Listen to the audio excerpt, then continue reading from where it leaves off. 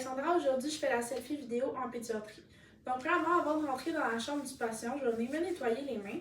Puis en rentrant dans la chambre, je vais m'assurer de refermer le rideau pour garder l'intimité du patient. Puis ensuite de ça, je vais commencer par me présenter aux parents.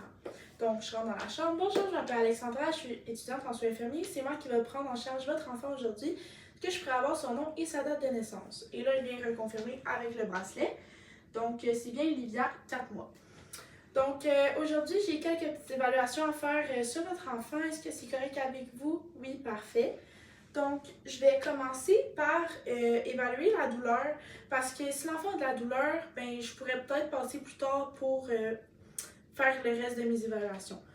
Donc, premièrement, on va évaluer la douleur avec l'échelle de Flack. Donc, je regarde son visage, est-ce qu'il est crispé, grimace, sourire, peu importe. Présentement, son visage est neutre.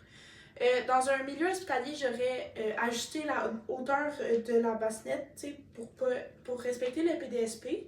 Puis aussi, je vais toujours garder la sécurité de l'enfant. Si jamais moi, je dois m'éloigner du lit, je vais demander aux parents de venir à côté ou monter la redelle. Donc, c'est ça. Donc, son visage est neutre. Ensuite de ça, ses jambes sont pas agitées, sont normales.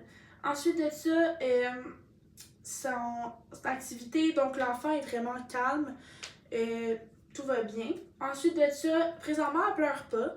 Puis, selon les parents, quand elle pleure, elle est facilement consolable. Donc, selon toutes ces informations-là, elle n'aurait pas de douleur. Ensuite de ça, je vais procéder à l'état de conscience de l'enfant. Donc, je vais commencer par venir regarder ses yeux. Donc, ses yeux s'ouvrent spontanément, ça suit le son de ma voix si je me déplace. Ensuite de ça, réponse verbale, à cet âge-là, elle devrait faire des gazouillis. Selon les parents, elle est un petit peu irritable ces temps-ci, aujourd'hui. Donc, c'est ça. Ensuite de ça, réponse motrice, l'enfant est capable de se déplacer comme il faut, adéquatement à l'âge qu'il a. Pour l'âge qu'il a, donc ça c'est bien aussi. Donc, je donnerais un score de 14 sur 15 pour l'échelle de Glasgow, à cause qu'il est un petit peu irritable, mais sinon, ça va. Ensuite de ça, je vais venir évaluer l'état général. Donc, je vais commencer par regarder ses fontanelles. Nous, ce qu'on veut voir, c'est est-ce qu'elles sont creuses ou bombées pour évaluer ça. Donc, je vais venir palper au niveau du crâne. Donc, je palpe ici. Là, tout est normal, donc ça, c'est bien. Ensuite de ça, on veut regarder son nez. Donc, est-ce que présence de banne, là, on regarde l'intégrité de la peau aussi en même temps.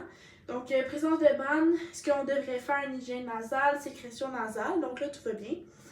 Ensuite, à la bouche, même chose, présence de cyanose, est-ce qu'on en a? Est-ce qu'on doit faire de l'hygiène aussi? Mais là, tout va bien aussi. Donc là, je vais venir voir le retour capillaire. Donc, je vais pincer son ongle. Et ça revient à la normale en moins de 3 secondes, donc c'est correct.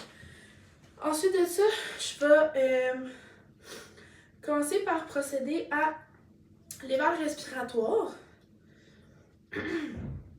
Donc, je vais venir prendre mon stéthoscope, puis je vais le désinfecter. Nous, dans le fond, ce qu'on veut entendre, c'est des murmures vésiculaires. Donc, c'est les bruits normaux, mais là, je vais venir voir s'il y a présence de bruits anormaux aussi. Donc, je peux le faire soit dans les bras du parent ou dans le lit, mais là, elle est assez calme, donc je vais le faire comme ça. Donc, je vais venir faire les points de pression.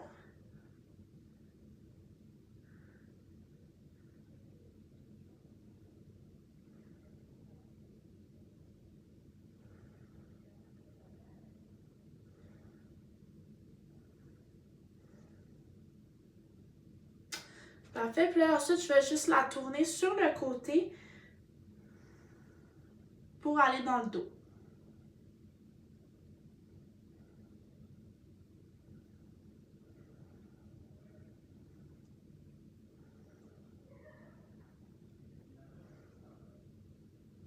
Parfait. Donc, j'entends pas de bruit anormaux. Donc, ça, c'est bien.